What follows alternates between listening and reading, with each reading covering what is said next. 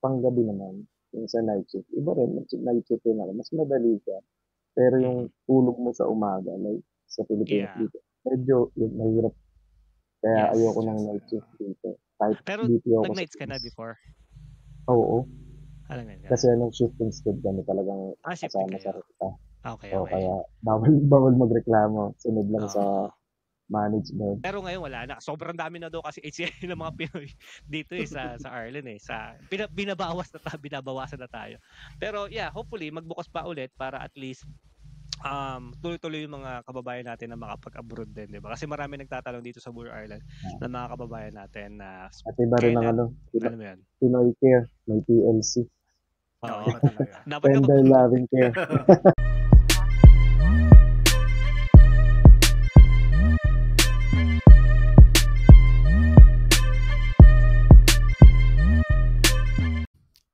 Hello, what's up mga Kabuy Ireland? This is Jerome, your host in Buer Ireland podcast, and today medyo nawala na yung summer this time. It's July July na nawala na yung good summer, which is ang daming nagkaroon ng magandang vacation dito sa Ireland actually for recent ilang linggo ba 'yon? Basta 1 or 2 weeks. Pero anyways, medyo makulimlim pero tuloy-tuloy pa rin ang buhay kahit anong panahon meron tayo, pangit o maganda. Parang buhay lang din natin 'yan. Sometimes we don't expect a good parang magandang buhay sa araw na 'to pero kinabukasan, aaraw baka yun yung panibagong buhay na meron na para sa atin, 'di ba? Pero anyways, for today's episode guys, it's about healthcare pa rin tayo, okay? But it's not about nurse. It's about being a healthcare assistant here in Ireland. Kasi sa lahat ng podcast namin, actually hindi pa namin na-tackle 'to, eh. This will be another first time here in Buoy, Ireland. So, kaya pag-usapan natin healthcare assistant dito sa Ireland, how to be a healthcare assistant, ano ba ang kagandahan ng pagiging healthcare assistant. May mga nurses din tayo galing Philippines na pagdating dito, instead of maging nursing kasi you have to take a lot of exams and stuff, pinili na lang muna nila maging healthcare assistants, which is sanay naman ng mga Pinoy, flexible naman mga Pinoy pagdating sa trabaho. So pag-usapan natin 'yon kung ano ba yung mga buhay ng mga healthcare assistant. Sana itong episode na 'to makatulong sa inyo at makapagbigay kami ng information sa inyo o how to deal with it and kung ano ba yung mga dapat pag-usapan. Makakatulong sa inyo kung may maitutulong man kami sa inyo na about pagiging healthcare, anything na about related sa healthcare. So, guys, hindi ako nag-iisa this time. Meron tayong kasama, okay? Papasukin natin kasama kong co-host ko at more likely kilala niyo na rin 'to dahil naging guest natin 'to sa last episode natin, okay? Papasukin ko na siyempre ang ating co-host na si Jericho Jose. Pasok, Jericho! Yay! Walang walang nga, tahimik ka wala man Ayun lang, lang wala eh. man lang, wala man lang. Kamusta, Jack? Ako naman, balita. Okay ka lang, okay lang. Ayun, si Jerry kasi ano rin 'to eh, healthcare assistant ka 'di ba, Jack? Sa Kremlin? Oo, sa Children's Hospital, Crumlin. Ayun. So, dun siya nagkatrabaho sa mga bata naman siya, pero iba rin yung pagiging healthcare niya eh, sa Kremlin, 'di ba? Tama? Actually, iba yung Ah, line nung trabaho ko. Hindi ako sa mm, Word eh. oo. Kumbaga, gumagawa ako ng mga feeds ng mga bata, mga baby Mm, milk. Yun ang ginagawa Benbek, ko. oo. So, Ayun. technically, healthcare assistant ako, pero sa likod nun, more on sa dietitian side kami. Yun Kaya, yung kakaiba. mm, Pero anyways, at least may idea ka, kumuha ka rin ng mga exam about pagiging paano maging healthcare. oh, So kaya ko siya nag-start ako. Sige, sige. Oo, ayun. Kasi, yun nga, kinuha ko siya dahil nga, may idea siya doon sa ganitong job. Kasi yung ating guest is, as I said, healthcare assistant nga. So at least meron kaming ideas na may share sa inyo guys, di ba? Pero si Jerry kasi is co-host, hindi siya guest. Tandaan nyo lang yan. Ano siya, magtatanong Sabing siya, hindi pusa siya pala ako. magsasalita, maghihintay ng tanong. Sige, papasukin na natin din. Tol, nandito na rin si Jerry. Papasukin na rin natin yung ating guest for tonight. Okay, wala lang iba kundi si Rafa. Yon, Boss Rafa, pasok. Good evening, Jerome and Jericho. By the way, my name is Rafa, and I'm working in a home nursing home in Lacklingston, Australia. yung pagiging HCA ko for elderly. So, Yeah. sa matatanda yung mga hawak namin. And nag-start ako dito, yung career ko, on October 2, 2023. Pababa pa lang yung pandemic nun. And way back from my current job, I was 12 years in the BPO industry and slash basketball commissioner. I have two amateur commercial basketball league, which is the Call Center Classics and the Non-Pro Basketball League, or for short, yung isa CCC, Call Center Classics din. The other one is Non-Pro Basketball League. So, NPBL. Halos parang ginaya ko yung kay Pacquiao, sa kanya M lang. Sa akin, NPBL. So, after my shift every Friday, after ng pagtatawag sa BPO, straight na ako kagad sa side job ko na pagiging BPO commissioner, or they call me Kume for short. For short, yeah. Ayun. Then it lasts from 2018 bago ako mapunta dito. Just a short history to my previous job. Then right now, I'm happy and I love my job as a healthcare assistant here in Ireland. Kahit mahirap, alam naman natin yung trabaho, at sa pagiging OFW, napakahirap talaga sa kahit sino, as a mother or father, and being the breadwinner of your family. It's quite hard, but yun yung first thing na parang pinagdaanan namin. Of course, may dalawa kaming anak ng asawa ko. I to my wife, Anne, and we have two kids. My firstborn is Rafi, and our youngest is Rayu Jin. Kasi may sideline din kami noon. Nung during pandemic, because that is the hardest time, alam ko, sa bawat kababayan natin o sa bawat tao na dumaan, yung pandemic era talaga. So, we need to survive kasi lumalaki gastusin before.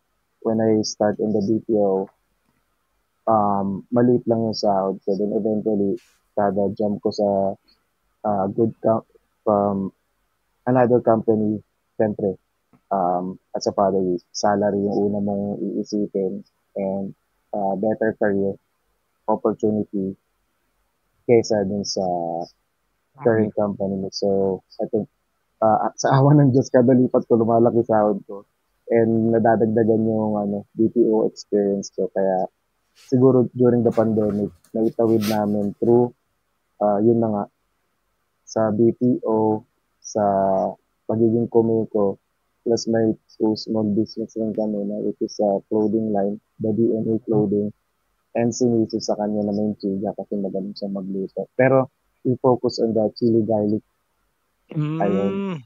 Then, since may network naman ako, ginawa, since kabrad ko si Kiko Matos, then nag-boom nung from 2018 to 2020 yung namin na chiga, para nakapag-sold kami ng more than 5,000 bottles ng chili garlic.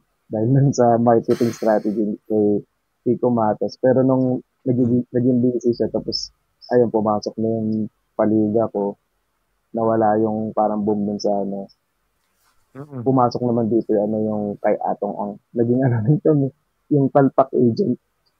Okay. Ako tsaka si Mrs. Ayun, pinasok na namin. Pero nung, ayun nga, yung napapanood din dahil ngayon, yung about kay Atong Ang, diba, din sa leasing sa Bungeros. Ayun, natigil din kami doon. Pero ang laki nang naipon namin sa palpak na. Kaya naging pangalan nung youngest namin is Ryden, because he's a breeder. Si Ryden Adan from doon sa WPC. May connection. Taga-Antipolo rin siya. Okay. Kasi idol siya ni Macy. Okay. Akin iba yung idol ko na, pero picture. Ayun. Okay. So, eto na, dumating tong opportunity sa Ireland, because sa isang tao, marami rin siya na tulungan dito, and from Philippines to Ireland. So, maybe, pwede ko siya i-promote Pero kaya Mm. halos kilala na rin na silang lahat. It is Kuya Brian. Sino yun? Pero Sino Kuya yun? Brian Sola. Sino yun? Kilala niyo na. Kilala Ayun. pala. Si Brian. Okay, si Kuya Brian. Si Okay. Brian. Ayun. Ah, Nagkakilala kami since 1999. Ayun. Magka-alumni kasi kami nung high school and okay. co-varsity. Kaso nalisaw ng landas. Kasi Oo. malaki yung katawan ko. Tsaka mataba. Kaya nilagay ako sa throwing events. Pero sila, Mm. nag-stay sila sa basketball team. So, either Mm. pares kaming nagka-champion pero ako sa ibang field ako. Bumalik na lang ako nung college days, Oo. which is, ayun, sa Mm. Amat School of Medicine. Mm. And kaya siguro nandito ako dahil kay Kuya Brian. 10 years ago, Mm. may ano rin, niyaya niya na ako sa UK nun as a Okay. healthcare assistant kasi hindi nga ako board passer. Pero nursing graduate ako. So I have a Bachelor of Degree in Science in Mm. nursing. But unfortunately, I didn't pass. But my last take when I was single that time, hindi ko pa nasubukan nung naging kami ni Mrs. at nagkaroon ng mga chikiting. Ah. Pero hindi ko pa naman pinaplano. So, Mm. mas minahal ko na tong trabaho ko ngayon as an healthcare assistant here. Kasi Mm. parang passion ko talaga na makapagbigay Oh, ng yeah, support, care towards the care. elder Yeah. person. Even before Mm. when I was in the Philippines, I'm conducting a lot of major events like the Grade 11 Christmas Day. Mm. Kasama ko yung mga fellow Trisgulin ko sa Antipolo every year from 2018 during the before pandemic 2018 every Christmas we go there in Kalinga Kandungan ni Maria in Antipolo. There Mm. have 30 to 35 elder residents and we donate some foods, clothes, and sometimes Jollibee. Nice. Hindi ano, So, hindi kasi ano mm, lang, yung mga sinabi mo kasi ito yung mga experiences mo sa Pilipinas before ka nagpunta yeah, rito sa Ireland, no? Ang dami mo palang parang ginawang side hustle and other jobs and other parang opportunity na rin sa career, sa pamilya. Pinagsama-sama mo na para lang makasurvive. Kasi pandemic, sabi mo eh. uh, 'Di ba yung mismo. nangyari yun? Oo. So, there's a lot of struggle to a lot of people. Hindi lang sa Pilipinas, even here in Ireland. But still, lalo na sa Pilipinas, ang hirap. Pag nagsarado ang isa, kainan, let's say kainan, mahirap. Mahirap magbukas dahil pandemic. Hindi lahat makakalabas. Pero, people are trying to delivery. They use the delivery option na makapag-deliver kahit hindi ka Yes. na lumabas ng bahay. So, yun din yung parang technique na ginawa nyo na chili garlic, sabi mo. Yun din nagbigay sa inyo ng parang way para magkaroon pa rin ng income. And then, meron kang basketball, yun nga, yung commissioner, sa Yes. commissioner and stuff like that. Pero yung pagiging ano mo ba? Yung pagiging, nag-aral ka ng nursing, sabi mo, sa Pinas, tama ba? Yep. Oo. So 4 year yun course. oo, nagtrabaho ka ba sa Pinas as a nurse then or something related na ganyan-ganyan, Hindi. Pero training may gano'n? Oo. part-time lang ako na Mm. parang on call pero wala siyang ano, Mm. parang agency siya. Pero Oo. minsan ko lang ginagawa yun. Pero 1:1, parang home care. parang home care. So meron ka Pero na ring 1:1 lang meron ka na May background. ring idea parang na rin eh. idea and how to Mm. experience, how to deal with Pero compare dito, mm, trabaho, Dito. ibang-iba. Iba. Doon, ibang madali kasi isa lang talaga. Tapos parang oo. ang dali lang nung aalagaan mo. Minsan able kahit bedridden Mm. yung ano, mas madali kasi Mm. isa nga lang. Oo. Compare sa nursing home, okay, talakayin na natin yung sa care for the elderly Yes. dito sa Ireland, which is Mm. totally different because sa private nursing home, alam ko mas bugbog ang mga healthcare assistant dito compare sa hospital. Yes. Because pag Mm. nasa hospital na sila, kwento na ng mga fellow colleagues ko na nurses na um, parang nagiging ano lang sila dun, porter and tagatulak ng mga Yes. pasyente through wheelchair and Mm. beds. So, much, ano, then, um, sana balang araw, maging ganun din Kasi kahit Yeah. Yan. future plan, Oo naman. I pero think, oo. for nurse, wala pang plano kasi Wala. alam mo naman yung proseso. For Marami. being a nurse, kailangan mong bumalik sa Pinas, mag-take na naman ng board exam. Then Yes. you need to invest or kailangan bayaran yung sa NNBI dito na which is or 2,800 yung fee Yung mo fee. sa NNBI for the board exam. Na parang ang hirap i-gamble pag gano'n. Oo, hindi. Maraming process. Maraming Totoo daw, proseso. totoo yun. Marami tayong kilalang mga nurses din na gusto nila pero so far, parang pinili mo na maging assistant kasi nga to save money, and then if they're parang ready na to take the challenge again to get the yun nga, yung registration na pagiging nurse, they will take it, but it takes time. And there's a lot of them right now nakilala ko rin na hindi daw siya madali, pero if the right pag ito na yung time, yeah, they will do it naman daw, wala lang problema. Pero they are happy to be even lang sila care assistant, kasi marami ring role ng care assistant. Kasi sa totoo lang guys, pagiging care assistant here in Ireland, yun nga sabi ni Rafa, hindi siya madali. Depende kasi yan sa kung saan ka nakapwesto, kung saan, sa hospital ba o nursing home or home care. Pag hospital kasi, like nung sinabi mo, which is narinig mo sa mga kaibigan mo, hindi rin siya sa madali, pero mas magaang ng mas konti kesa doon sa mga nursing home, which is yung mga taong nagda-nursing home, alam nila yung trabaho, alam niyo yung trabaho sa nursing home. Talagang duguan, mabigat, 'di ba? Sa hospital kasi parang probably there's a few people or few patients, ang pasyente mo is kokonti na iba naman doon kaya naman nilang gumalaw sarili nila, yung iba may assistant of 1, iba assistant of 2, pero mas madali ang trabaho sa ospital. Kung yung tatalogin nyo, pag sa nursing home, ang hirap, lahat umaga't tanghalit gabi, parang you have to look after the patient, di ba, na paliguan siya sa umaga, pakainin sa umaga, sa tanghali, and ibalik siya pasyente sa kama, o di ba, lalo pag mga elderly, di ba? So maraming kumbaga kanya-kanyang situation yun di ba? Pero naman, no easy job. Lahat talaga mahirap. Lahat naman mahirap, kailangan paghirapan. Oo. Walang shortcut sa trabaho Lahat yan, mahirap talaga itrabaho. Pero, we're so lucky na nandito tayo sa Ireland, na nagtatrabaho tayo sa Ireland, di ba? Yun lang yung, never ko rin kasi na-experience pa na mag-work sa Pilipinas as a, care assistant here in the Philippines or in a hospital in the Philippines. So, I have no idea. Pero, so nakikita natin sa mga news, talagang, lalo na yung COVID time, ang hirap na magtrabaho sa hospital as a nurse. And then I'm not really sure, correct me if I'm wrong, hindi naman din ganun kalaki ang sahod sa Pilipinas pag nurses ka, di ba? Pag nursing ka, hindi rin ganun kalaki. Minsan ilang oras sila nagtatrabaho doon, Monday to Friday, I don't know how long, but here in Ireland, okay naman tayo, at least survive tayo. Nabibigyan natin ng kailangan yung pamilya natin. Yun. Kaya ewan ko, Jerry, kung ano yung experience niya. Sabi niya kasi iba yung experience niya sa hospital mo. Iba yun. Mas magaang yun sa'yo siguro. Timpla-timple. Tama ba? Magaang siya. Magaang. Kasi yung pagtitimpla, puro powder lang. Minsan may mga ready-made na milk na.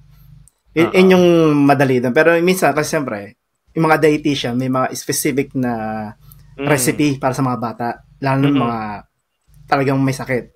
So, kailangan nila specific grams, lahat-lahat. Yun yung siguro pinakamahirap kasi minsan complicated yung feed na bibigay sa amin. Tsaka hindi namin nakikita yung mga dietitian Bibigay lang yung papel, sinusulat nila, tapos, tatawagan na lang pag may kailangan itanong or mga confusing, Yan yung siguro pinakamahirap na.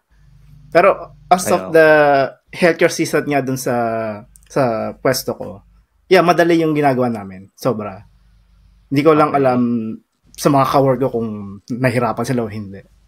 Pero sa umpisa talaga ganun kasi almost a year din ako dun. Since nag-start ako, then for a year, parang medyo nahihirapan ako. Natakot akong gumawa ng feeds. Kasi syempre, ayoko magkamali. Lalo na pag yung feeds na gagawin ko yung allergy. Oo. Tapos pag nabili ko ng base milk, baka alpa mangyari sa bata. Yes. Yun yung mahirap. Okay. Pero So, as more na, dun tumatagal ako, yun, parang easy job na parang, okay, gagawin ko lang. Tapos, in few minutes, magagawa ko na isang feed, gano'n. Yun. Sobra. Pala yun. So, iba rin talaga yung sa inyo? Iba talaga, iba. Pero yun nga, yung bago ako mapunta dun sa Cramlin, nag-nursing home din ako for 6 months. Experience. Yun. Kailangan mo na experience, diba? Hindi, pero na yun, trabaho na yun. Ang trabaho na yun. Nagtrabaho pala. Okay, before Cramlin. After ako malis dun sa factory nga, diba? Tapos, nung nag-aral ako ng healthcare assistant, after a year, nakapasok ako dun sa nursing home. Kaya lumipat na ako dito sa Dublin. Tapos, habang unang apply ko noon sa Cramlin mismo. Pero ang tagal ng proseso, tagal ng tawag, lahat-lahat. So, naisip ko, pumunta man ako sa ibang job, like, sa nursing home, para matry. Until, yun nga, nakuha kagad ako, lahat-lahat. Pero after 6 months, tumawag naman tong Cramlin. Kaya, nagpaalam na ako dun sa nursing home. Kasi malayo din yung nursing home eh. Malapit sa Dundrum. Okay, malayo nga. Okay. So, nasubukan mo rin pala na humawak ng pasyente, ibig sabihin. Oo, sobra. Okay. So, hirap din pag nursing home. Hirap din. Pero napadali sa akin kasi may mga Pinoy din akong nakatulong. Yun. Mga ka-age ko pa nga eh. Kaya naging barkada ko. Tapos, sila yung tumutulong sa akin. Kaya madali. Ayun. Kaya yun nakaganda sa mga nursing home. More likely kasi kahit sa hospital ang daming Pinoy. Ang daming mga kakababayan natin na pwedeng handang tumulong para sa iyo, di ba? Sa iyo, Rafa, ano yung mo? Give us some information, let's say, yung day-to-day basis mo sa nursing home mo, sa pagpasok mo. Paano mo sinusumulan ng araw mo? Sa pagiging LTA. From early morning. Naku, ang gising natin halos magkasabay. Nagigising ako mga maaga kami nito magising. Nakita ko naka-online na siya. Pero, minsan, 4:30 a.m. gising na ako. Pero, usually, 5:30 a.m. talaga gumigising. Inaalam ko. So, parang yun yung call time ko. Then, after noon, paggising, siyempre breakfast. Sabay, ngiti lang. Start your day with a smile. Para good mood ka. Then, after nun, siyempre, ligo, bihis, then pasok sa trabaho. Pero ako, medyo iba dun sa mga kakilala kong HCA or colleagues ko. Mas pinili ko maging walker up to now, which is good to my health. Kailangan natin maging, or magpalakas ng katawan dito, maging fit para sa job role. Kaya, mas pinili ko maging walker for almost 2 years. So, halos araw-araw, papunta ng work. Naglalakad ako from house to our nursing home, 1 hour walk. Wow! So, grabe ka, men. Everyday ng araw mo, So, dumating ako dito, 92 kilos ako. Yung pinakabinagsak ng katawan ko, 72 kilos. So, parang 20 kilos. In the span of 1 year and 5 months. Pero nung siyempre, medyo lumalamig, tumaba ulit ako. So, hiyang sa lamig. Ayun, so, umabot na 82 ngayon, nagpapapayat ulit. 70, na lang ako ulit, 78. So, pa lang, 20 days ko lang ginagawa kong routine. Okay. Yun. Then, pagpasok sa umaga, pagdating ng nursing home, of course, clock in. Yeah. Ayun. Sa pala, HCA roster namin, ako nalay walang absent. Kasi, talagang ayoko ng absent yung BPO. Kahit may sakit ka? Kahit alam mo may sakit ka, pumapasok ka pa rin or ano ba? Ayun, nag-aano na lang ako. Self-medicate. Pero syempre, hindi ko sinasabi sa nursing na nag-aano na lang max. Pero ko madalas... Pag kaya mo, kaya mo. Okay. Hindi kahit hindi tayo pumapasok ako, pero sayang kasi yung araw. Kahit yung hindi mo na kaya, pasok pa rin. Kasi naman tayo dito, work-life balance. 7 days. Yes. 7 days papasok, then 7 days. Okay. Then, isa rin ako sa siguro masipag ka express lalo na pag Sabado Linggo. Pag may nakikipag-swap sa akin ni Sabado Linggo, syempre iba yung Kukunin. ginagrab ko kaagad. Okay. Karamihan ng mga, alam mo na yung mga Irish na kasi gusto nila sa weekend. So, Yes. ako yung nagko-cover nun. Lalo na pag may umabsent. Pero, kino-cover ko lang 1 or 2 days. Hindi ko naman sinasagad. Na, pag may extra shift, kuha ka agad. 1 to 2 days lang maximum ko. Pero, aside from that, ayun na nga, dito, balik tayo sa work sa umaga. After mag-clock in, of course, you need to check all your residents. Check mo kaagad sila. Then, you prepare breakfast. After breakfast, morning care. Hindi medyo mahirap para sa mga healthcare assistants. Pero at least sometimes, kasi inahati kami sa group, may single, double. So, palitan yun. So, if you're double, siyempre pupunta ka dun sa mas mabibigat na yung mga bedridden. Good for double or 1 to 2 HCA yung kailangan. You need to use standing hoist, full body hoist. Then, if naka-schedule sila, bawat pasyente kasi may schedule yan. So, check mo sa umaga. Sino yung para shower. Dapat, magkapag-shower ka 2 to 3 or maximum 4 na residents sa umaga. Then, change pad, grooming. Then, after that, breakfast. Diretso sila sa breakfast. So, ito sa breakfast. Parang halos sabay na, nagiging sabay na nga. Nagre-prepare sila ng breakfast. Ay, hindi. Breakfast muna. Then, after breakfast, morning care. So, ayun pala, kailangan muna ma-feed sila bago sila ma-change pad, grooming. Then, after that, ilalagay mo sila sa day room. Which is, lucky naman din sa nursing home namin, may activity kami. Minsan kasi, madalas absent. Minsan may nagko-cover. So, nagko-cover doon, ikaw? Hindi, yung colleague namin na akala. Ayun. Minsan ako rin nagko-cover din pag wala talaga. Pag no choice. tinawagan sa umaga. Anong ginagawa mo? Pag kaya, hindi. Minsan kinakantahan ko sila pero gusto nila yung mga You Are My Sunshine, tsaka Sweet Caroline. Yung Sweet Caroline na yan. Walang kamatayan, Sweet Caroline. Parang theme song ng mga matatanda. Dito sa Ireland. Sa nursing home. Yan ang Tapos, after morning care, ayun. Sa day room sila, konting activity. Then, change pad na naman. Then, we go to dinner time. Dinner time dito is lunch. Which is, yung time ng dinner is 12:30 noon or 12:30 p.m. Then, after that, kumain, change pad yung iba, binabalik na sa bed yung mga mahihinang pasyente or resident. Then, after nun, may tea time sa 3. May tea time sa 3, then, ayun ulit, change pad, sabay, yun na. Last part is, yung supper, which is, sa atin, dinner yun, pero supper sa nursing homes, yung huling part ng meal nila. Then, after that, bedding, change pad, change ng nightwear. Then, ayun, last. Meron pang last. May last pa? T7.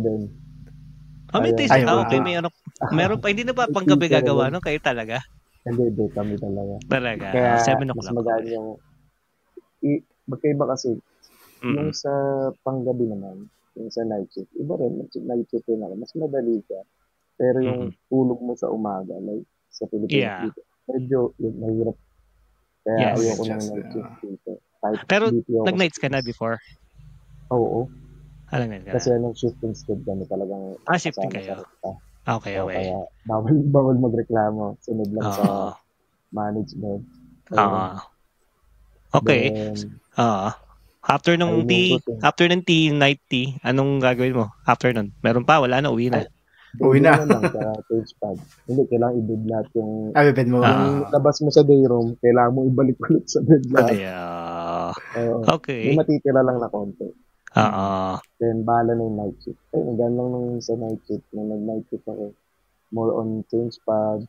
Ganun lang. Then, Oo. Mas mahaba yung pahinga sa upuan. Check mo lang kung may naglalakad sa gabi. Yeah. Ibabalik mo lang sa room. May mga walker kasi. Mga walker nga sila. Nalilito. Maya. Pero sa ano nyo, sa nursing home nyo, sa umaga, ilan kayo HCA sa umaga? At ilang nurse? Sa umaga, magkaiba kasi sa downstairs, ang ano lang din kailangan ng 4 na HCA, 1 nurse lang. 4 na HCA kasi, okay. Mas magaan yung sa baba, 2 groups lang. Groups, sa taas, siya nagiging 2 groups, pero may isang single. So, 6 sa morning care. Kaso yung isa doon half day. Magiging 5 kami after ng dinner time. 5 na lang. Then, we have 2 nurses sa taas. Kaya, medyo mas mabibigat kasi yung pasyente dun sa upstairs. Okay. So, hindi rin siya talagang ganun kadali kasi you have to know the rotation, you have to know yung flow para at least cover nyo lahat, di ba? Tulungan kayo pag kasi isang nurse lang naman talaga for medication, and then ang gumagawa more likely kasi sa mga ganyan, mga HCA kasi nga physically kailangan nyo ibalik sila sa kama or magpalit kayo ng pad, sabi mo nga, o magpakain sila. So talaga more likely, kung tumutulong ang nurse, okay, don't get me wrong, tumutulong din ang nurse, pero ang HCA kasi more likely, yung role nyo kasi, yun talaga sa nursing home. Sa hospital kasi, it's kind of different nga, pero almost the same lang din. Ilan lang naman yung aming pasyente na kailangan tulungan, pero the rest is okay naman. Pero compare to nursing home, mas mabigat talaga kaysa sa hospital. Hindi ko naman sinasabi ang pangit ng nursing home. It's just, that's the way it is. Kasi elderly, alam mo yun, mga double.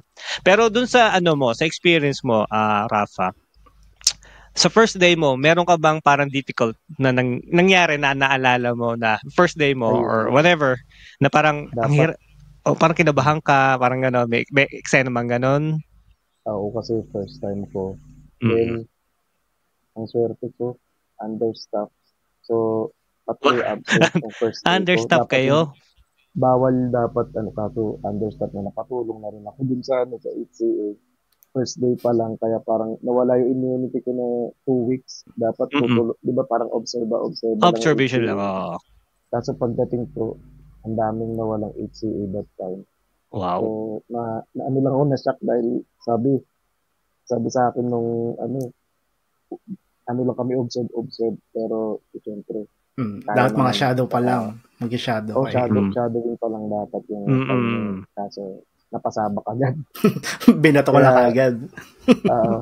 No choice eh. Pero tinulungan tinutulungan din naman kami ng most of the time. Mga Brazilian nung time na yun. Bali, sa nursing home namin, 2 lang kami Pinoy na lalaki na HCA.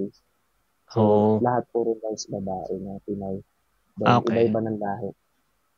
Ayun. So, meron kami, most ng nurses, Filipino at saka Indians. Sa HCA naman, konti lang yung Indians. Then, most of them, mga Brazilians. Then, Africans. Yes. So yun nangyari sa'yo na talagang understaff ka kagad. I think naman kahit hindi sa ibang nursing home yata, ganun din talaga. Talaga, ang hirap kasi talaga kumuha ng mga nagtatrabaho na HCA sa mga nursing home. Kasi sumasakit din, nagkakasakit din sila, and then back pain more likely kasi pag tayo, back pain or shoulder pain or whatever. Ayun yung nagiging issue natin sa kasi buhat tayo ng buhat physically. Physically yung ginagamit natin, hindi yung natin brain. More likely may brain din naman syempre, pero more likely buhat. Tulak. Ganun ang ginagawa natin. Dito ako tsaka alaksan. Ubus na. Inubos in one day. Ubus in one day. So, kung kayo may pamilya sa Pilipinas, padala nyo na po ito si Rafa ng alaksan. O ano man yung pwede, bigay nyo na. Speaking of Philippines, so how is your what is your challenge right now? Like, you have a family. Is it in the Philippines, right? Sabi mo sa akin yan eh. So how is it right now? Like, is it still challenging for you because alayo nila, hindi ka umuwi ka ba every year or ano bang mo para makita sila? challenging pa rin. Pero, Mm. syempre, na-overcome na natin yung homesick stage. Na-overcome. Ngayon, mas focus na tayo sa long-term goal na para makuha yung pamilya. Ayun. Then, isang beses pa lang umuwi last year, October. Pero, bitin kasi 17 days lang yung 17 annual days. leave ko. Bitin nga. Ngayon, sana mag-grant yung annual leave ko sa November. Okay. Kasi Plan. one day kid namin yung misis. Isang dekada na kami. Then, Okay. Alam niya ba yun? planning. Alam niya uwi ka kung sakali man, November? Alam naman yan. Okay. Kasi birthday na rin yun tapos isang dekada namin. Ayun, congrats. Sana I-check ko makauwi. rin sana maka-approve ng boss namin. Oo. Pag hindi kayo na-approve, magsakit-sakita ka na lang isang buwan. Wow, grabe na. Sabay pagbalik ito, tanggal na, no? Hindi, joke lang. Sana ma-approve. Kasi 1 year yun eh. Ay, isang 1 year to. 10 years. Isang dekada pala, sorry. Sana ma-approve. Sana. Yun. Okay, so yun, okay ka naman so far. Nakakausap mo naman sila by, Facebook, ganyan. Maganda dumating talaga tong opportunity nito. Thank you kay Kuya Brian pati sa Servicon and Vista Career Solutions. Talagang iniba na itong buhay ko kumpara sa dati. Ayun. Kumbaga yung BPO kasi naging stagnant ako, comfort zone. Yes. Dito. Pero parang, habang tumatagal, pinakapos ko no. Dahil alam mo naman, kahit tumataas din yung sahod sa Pinas, yung tax tumataas rin. Ito dito, yung tax dito mas parang patas kaysa sa Pinas. Ilang percent ang tax sa Pinas? Sa Pinas, parang yung last job ko sa Cognizant, 40 to 60,000. Kasi yung 60,000 namimit ko ng pag-December. Kasama ni din, mga Christmas bonus. Ayun, parang 13-month pay. Umaabot siya parang 70 pala. 40 to 70. Depende rin pag nagsisipag ako. Pag masipag, may bonus. Pag wala, yun lang yung sahod mo, fix lang. Yun lang. Sinamahan ko lang ng grind tuwing weekends. Yung pagiging basketball commissioner na yun, medyo malaki naman yung nasisave namin doon. Kaya siguro na itayo namin. Pero nung nagkaroon ng opportunity dito, talagang sobrang blessing kasi times 3 ng sinasahid ko sa Pilipinas. Malaki talaga. First time ko sumahod ng 6 digits. Wow. Kumpara sa dati. So, yun. Dati lang, 5 digits. So, talagang very thankful tayo sa mga taong tumutulong sa atin, di ba? Siyempre, nasabi mo kanina, sila Brian, which is kilala natin si Brian kasi lagi natin nakakausap si Brian. Boss Brian, shout out. Siyempre, rin yung Vista Career Solution. Yun nga yung pinaplug natin most of the time dahil kapag may mga job offer sa nursing, sila yung nangunguna. And if sa HCA din. So far kasi HCA kasi ngayon very hindi siya in demand ngayon dito sa Ireland. Sa mga nagtatanong din. Oo, wala, ang hirap kasi yung iba gusto kumuha na lang yung mga nandito na sa Ireland kaysa kumuha pa sa Pilipinas. Kasi syempre there's a lot of process and fee na babayaran ng employer nyo. Pero kung nandito kayo sa Ireland at you can work here in Ireland, so doon kayo pwede mag-apply sa mga job katulad ng Vista or TNPA or any agency na meron sa Ireland, is you are welcome na kung kahit hindi agency, direct yata pwede rin kung bagay. So nakakapasok kayo ng walang problema. For now, nursing lang hinahanap ngayon sa Ireland ngayon so far. Pero who knows, maybe this before the end of this year may HCA sila maghanap, di ba? So another opportunity sa mga natin kababayan. Pag HCA ba, kinahire din sa Pinas? Ako. Kami parang last batch sa Pilipinas. Like ko narinig mga nursing nakatamba lang ako. Nurse graduate. Hindi rin ibang kasama. Pero ngayon lahat sila nag-QTI file. Ako, naitawid ko naman yung renewal na, kukunin ko sana pero di ko na yung QTI file. Buti na lang, in-acknowledge ang DECE. Kaya nakapasa. Thanks God. May another 3 years ako sa company ko ngayon. Ayun, that's good. Congratulations kung gano'n talaga. Thank you. Marami talagang pagdadaanan. Pero everyday, sinabi ko na kanina na-comment ko na everyday is a chance for a new life. Tama, nakita ko nga yun. Kaya hindi na lang ako nag-reply. Sobrang busy ko rin. Hindi, nakita ko yan. Ayun nga, everyday sa challenge. Pero keep forward. Keep forward lang tayo. Yung tanong ni Jerry kanina, dagdagan ko lang, yes, there's a lot of hiring ACA sa Pilipinas. Pero as I said, ngayon, wala ngayon. Meron din akong kilala, bukod kay Rafa, na ano siya, direct naman. From nursing home, direct from the Philippines. For some reason, kumuha sila direct. Walang agency, talagang direct.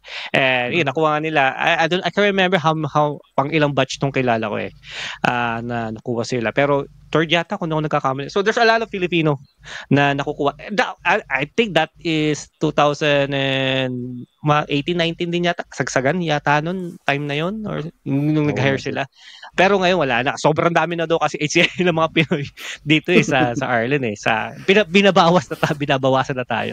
Pero yeah, hopefully magbukas pa ulit para at least tuloy-tuloy yung mga kababayan natin na makapag-abroad din, di ba? Kasi marami nagtatanong dito sa Bull Ireland na mga kababayan natin na kailan, alam mo yan? Pinoy Care, may PLC. Iba talaga. Dapat ka Totoo yan. Pero hopefully, yeah, magkaroon pa. Pero ano ko lang, despite ng yung loneliness and yung you're being alone dito sa Ireland, ano ba yung parang nagpapatibay sa'yo na pagpatuloy mo pa rin yung pagiging stay dito at mag-work lang na mag-work? Of course, una sa lahat, pamilya ko, syempre sila nagiging motivation ko from the very start. Kaya naman na pumunta dito para mas mapaganda yung buhay namin. Kahit sinong tatay o OFW, yun ang pangarap na ibigay ang the best para sa pamilya. Pero, hindi lahat makukuha sa easy way. Kumbaga, step by step. Mahirap, pero dapat mong kayanin at kailangan magpakatatag, lalo na ikaw ang breadwinner ng pamilya mo, mapananay ka o mapatatay ka. Dahil lahat naman tayo ng pangarap. At marami rin nakasalamuha dito. Buti na lang medyo strong ang personality ko. Okay. Kung hindi ka ready talaga mag-abroad at hindi matibay ang loob mo, may hirapan ka dito. Buti na lang, may rin ako previous job sa abroad. This is my second time na nag-abroad ako. First time, but that time, 2012 in Singapore, I was a KFC crew or Kentucky Fried Chicken. So, halos lahat na pinasok ko na. Kasi may isa talaga ng hula sa akin, stranger, totally. Sabi niya, angat ka sa buhay or magiging successful ka. Huwag ka lang mapili sa trabaho. So, sinunod ko lang siguro yung payo nung ano na yun. Nakalimutan ko na yun. Pero ano siya, babaeng matanda. Parang, ano lang, kung anong trabaho na accept mo, huwag ka mapili, huwag kang choosy. Kasi dito, lalo na sa abroad, kailangan mo, hindi ka mabubuhay sa isang lang trabaho. May ako sideline, pero hindi ko na sasabihin, marami akong sideline. Isa na yung pagiging cleaner, pero tinigil ko na. Okay lang. Yun nga, sige, sabihin ko na nga. Mag-cleaner ako na pintor. Then, part-time receptionist. Since ako lang male receptionist sa nursing home namin. Part-time activities. Then, last yung registered naman na rin ako dito. Referee. Pero, natigil nun kasi mas okay yung kinikita ko. Nag-last lang siya parang mga 2 to 3 months. Habang kasi nag-struggle that time. Then, napagtanto ko na mas okay ang extra shift. Kaya, yun, nag-grab na lang ako ng 1 to 2 extra shift kasi iba pa rin yung, yung rate ng extra shift compared din sa mga side jobs ko. Kaya, yung kaibigan na nagsabi sa akin, jack of all trades na. Kahit saan pwede. Actually, hindi naman siya, hindi siya masama, bro. Hindi siya masamang, Rap. Hindi siya masamang maging trabaho. Kasi magandang, marangal na trabaho naman yung ginagawa. Marangal, mas, alam mo yun, yung ginagawa mo lahat, kahit alam mong pagod ka na, pero you keep pushing yourself na magbigay, support financially din sa family mo at sa'yo, why not? Kasi wala mo masama sa ginagawa mo, hindi ka naman yung parang namamalimos dyan. You're just doing your thing, kung ano yung alam mo possible na pwede. Basta marangal yung saan nanggagaling yung pera mo. Basta legal, papasokin ko yan. Huwag lang illegal. Kung gusto ba illegal? Basta walang illegal. Okay. Huwag ka na doon kay Ato Ang, ha? Mahirap yun.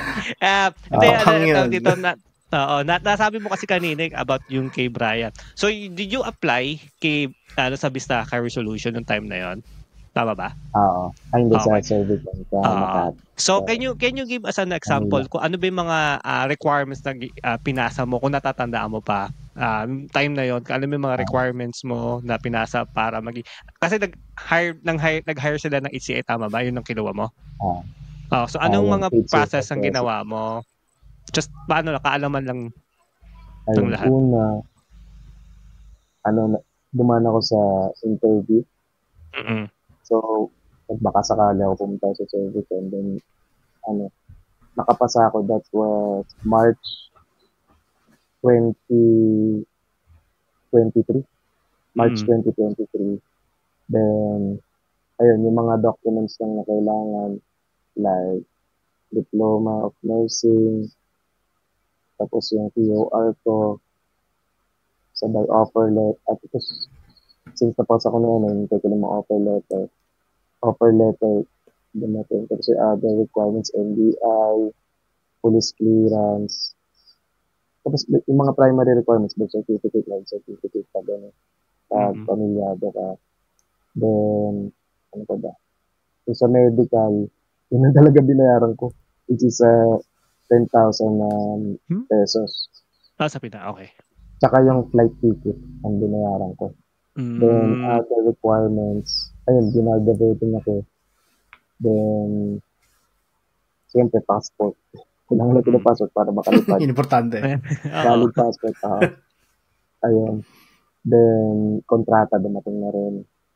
AVATS ba yung isa? Naalala ko, AVATS. Then, yung bago malis yung medical, kailangan cleared ka. Ayun, yun yung mga parang requirements pero, na natatandaan mo. Totally na ginastos ko.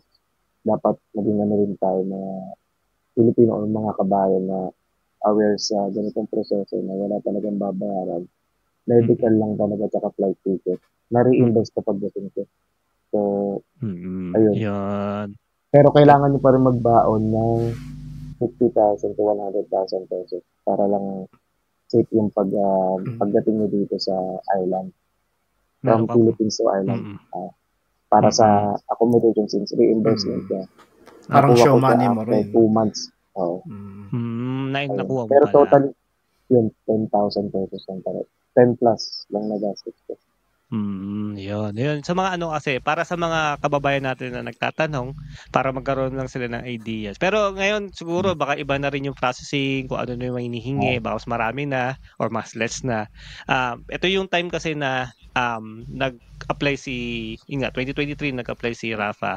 Pero this time, we don't know yet kung ano pa yung mga dinagdag or pinawasan. Pero at least magkaroon kayo ng idea kung sakali mo magkaroon ng job hiring dito na HCA. At least you have that idea. Or kahit hindi HCA, yung mga processes kasi normal to na ito lang yung hinahanap talaga nila, di ba? Yung mga qualification mo, experience, yung passport, number 1 yung passport, and et cetera.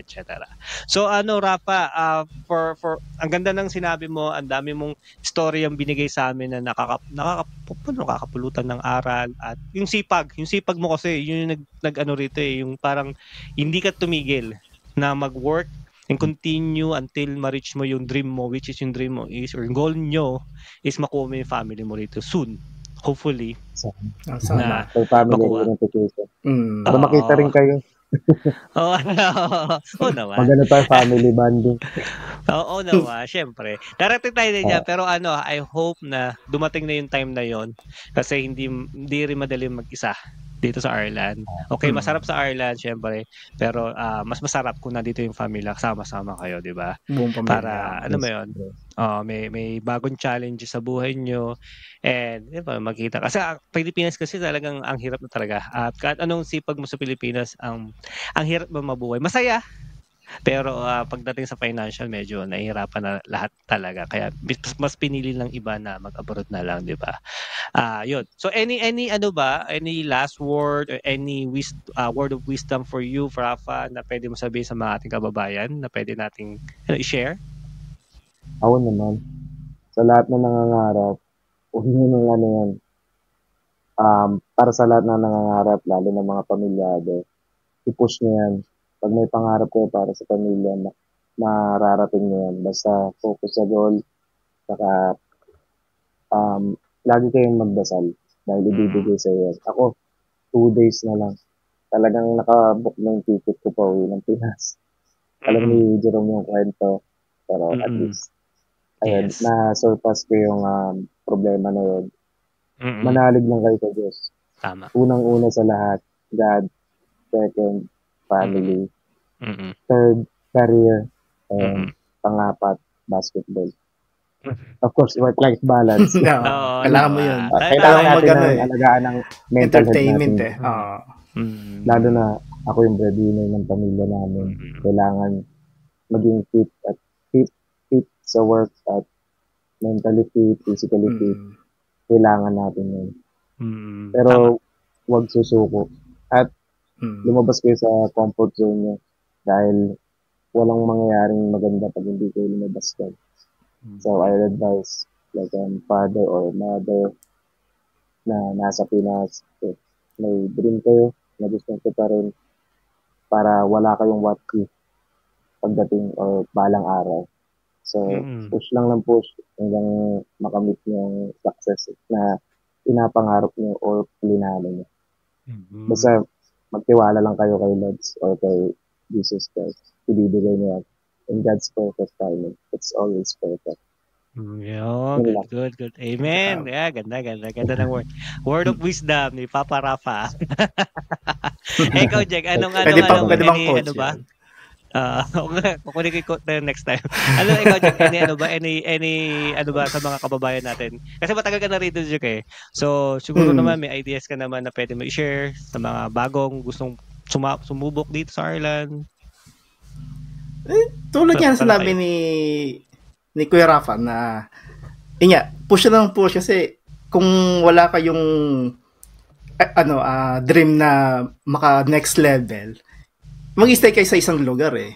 Hindi nyo alam kung ano yung what if nyo na ginawa ko to para tumaas pero hindi mo pala gagawin. Hindi, alam mo yung parang mag-stay na lang kayo dun sa isang pwesto na hindi mo try i-reach yung goal mo or yung dream mo para sa pamilya mo din. Ganoon. Okay. Saka may famous line na kung ano na gusto ko siya. Kay Senador Robin Padilla. Okay. Always think positive. Huwag kang aayaw. Para sa pamilya, lahat magandang resulta. At magtiwala sa itaas. Ayun, ganda kay Robin. Idol mo ba yun, si Robin? Ako nung bata. Napapanood natin yun. Ngayon hindi na. Ngayon medyo na. Yun lang isa alaksan. Huwag niyo kalimutan yung alaksan namin. Ayun nga, si Boss Rapa. Thank you so much, Boss Rapa, sa mga binigay mong sharing, inspiration, and word of wisdom na binigay mo dito sa podcast. And for sure, marami natutunan ng ating mga kababayan here in Ireland and all over the world.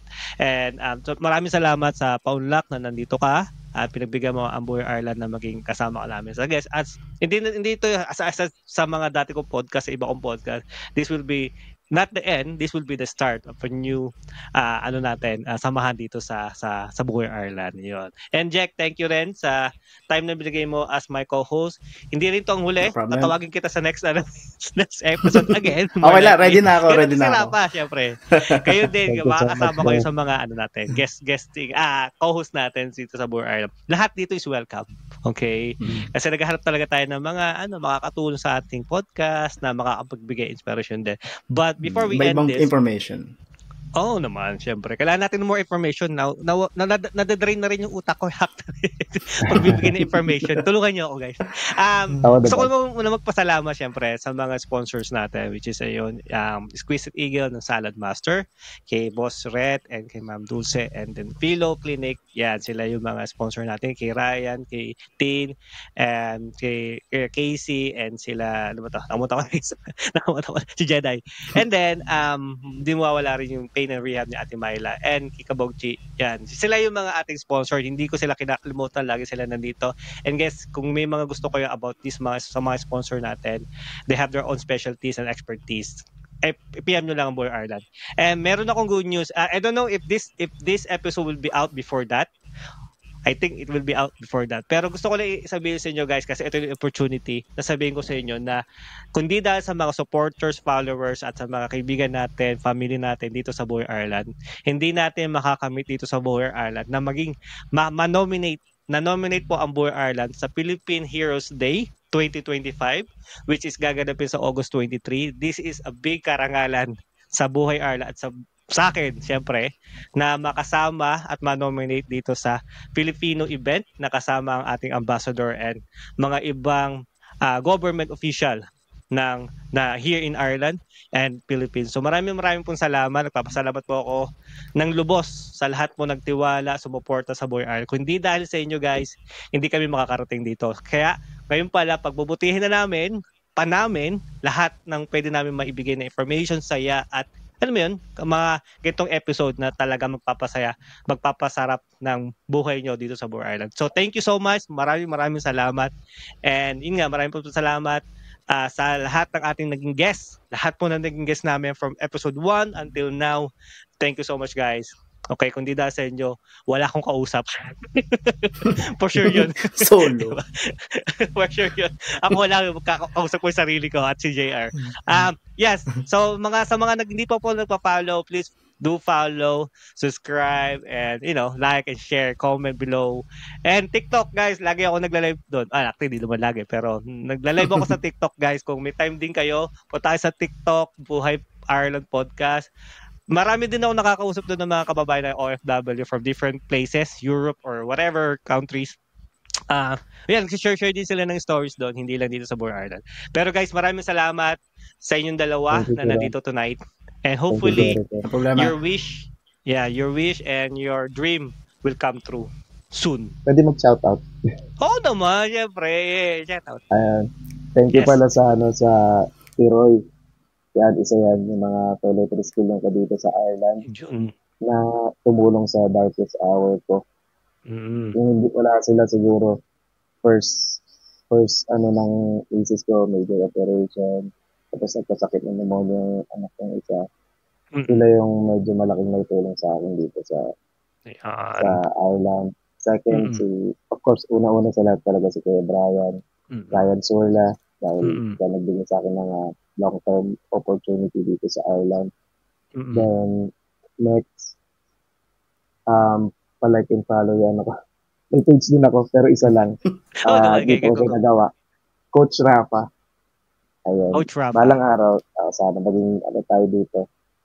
Basketball coach. Yun yung isa sa pangarap ko rin balang araw. Hindi ba nagko-coach dito? Kaya nagko-coach ka rito?